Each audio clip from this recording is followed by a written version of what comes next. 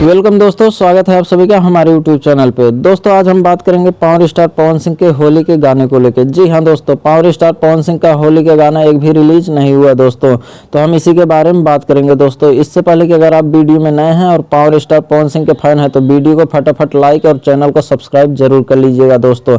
तो दरअसल हम बात करते हैं पावर स्टार पवन सिंह का गाना रिलीज क्यों नहीं है दोस्तों। दरअसल इस बार लोकसभा चुनाव में पावर स्टार पवन सिंह बहुत व्यस्त थे, जैसा कि आपको पता ही होगा दोस्तों, इसीलिए अभी तक उनका एक भी गाना रिलीज नहीं हुआ दोस्तों।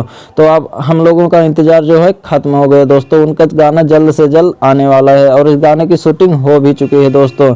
गाने की बोल है सजनवा। जी हाँ दोस्तों, गाने की बोल की बात की जाए तो सजनवा बोल है गाने की, और इस गाने को यस्सी फिल्म के द्वारा रिलीज किया जाएगा। और इस गाने को शूट की बात की जाए तो इसे दिल्ली में शूट किया गया है दोस्तों। और गाने को जो है पावर स्टार पवन सिंह के साथ इंदु सोनाली ने अपनी आवाज दी है दोस्तों। तो अगर आपको ये जानकारी अच्छी लगी तो वीडियो को लाइक और चैनल को सब्सक्राइब जरूर कर लीजिएगा दोस्तों। मिलते हैं किसी अगली वीडियो में।